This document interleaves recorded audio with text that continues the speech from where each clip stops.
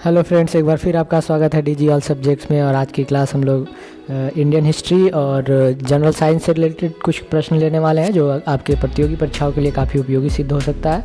तो चलिए देर ना करते हुए आज की क्लास को हम लोग शुरू करते हैं। आपके सामने आपका पहला प्रश्न है, उपनिषद काल के राजा अशोपति शासक थे। यानी उपनिषद काल के राजा अशोपति कहाँ के शासक थे?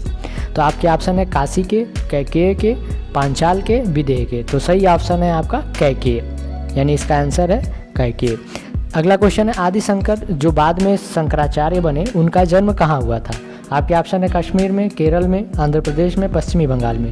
तो इसका सही जवाब है केरल में। अब कुछ ज्ञान की बात। अद्वैतवाद दार्शनिक मत के प्रवर्तक शंकराचार्य का जन्म केरल प्रांत के अलवर नदी के किनारे उत्तरी किनारे पर स्थित कलाढ़ी नामक ग्राम में 788 ईस्वी के लगभग हुआ था।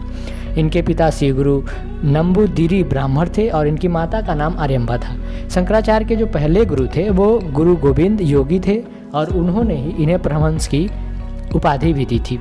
शंकराचार्य के जो जीवनीकार थे वो आनंदगिरी थे। चलिए अगले प्रश्न पर चलते हैं। अगला प्रश्न है, निम्न में कौन सबसे प्राचीन वाद्य यंत्र है? सितार, तबला, सरोद या वीणा? इसका सही जवाब है वीणा, यानी आपका ऑप्शन नंबर डी। अब ज्ञान की बात। पौराणिक ग्रंथों में सरस्वती एवं नारद का प्रिय वाद्य यंत्र वीणा वर्णित है। अरे आप लोग जानते होंगे, वो नारद जी नारायण उनके हाथ में हमेशा वीणा रहता था।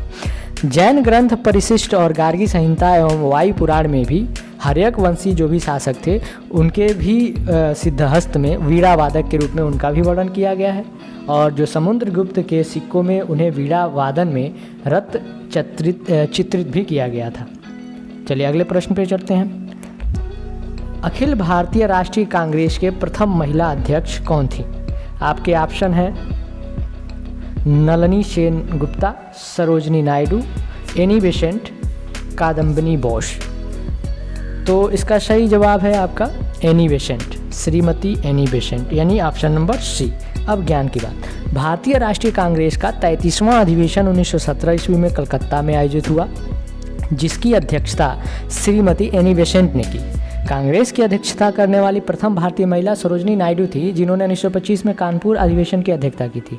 जबकि श्रीमती नलिनी सेनगुप्ता 1933 में कांग्रेस की अध्यक्षा रहीं। चलिए अगले प्रश्न पर चलते हैं। अगला प्रश्न है, भूख हड़ताल से जेल में किस स्वतंत्रता सेनानी की मृत्यु हुई थी? यानी ऑप्शन के आपके हैं भगत सिंह, बिपिन चंद्रपाल, जतिन दास और एससी बोस। तो इसका सही जवाब है जतिन दास, जिन्होंने भूख हड़ताल के समय इनके जेल में ही मृत्यु हो गई थी। अब कुछ अगले प्रश्न में चलते हैं। अगला क्वेश्चन है आपका, पागलपंथी विद्रोह वस्तुतः एक विद्रोह था, यानी किस प्रकार का विद्रोह था? तो आपके ऑप्शन है भीलों का, गारो का, गोंडों का, कोलियों का। तो सही ऑप्शन है आपका कोलियों का।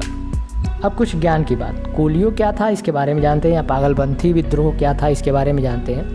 पागलपंथी अर्ध धार्मिक संप्रदाय था, जिसे उत्तर बंगाल में करम शाह ने चलाया था और 1825 ईस्वी में करम शाह के उत्तराधिकारी उसके पुत्र टीपू ने जमींदारों के अत्याचार के खिलाफ विद्रोह किया था।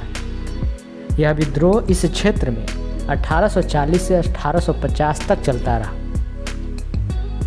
इस तरह से आज के प्रश्न का सिलसिला यहीं पे समाप्त होता है। अगर क्लास आपको अच्छी लगी तो आप अपने दोस्तों में ज़रूर शेयर करें, ताकि उनको भी ये प्रतियोगी परीक्षा से संबंधित जो प्रश्न हैं उन्हें पहुंच सके। और आज की क्लास हम लोग यहीं पे समाप्त करते हैं। धन्यवाद।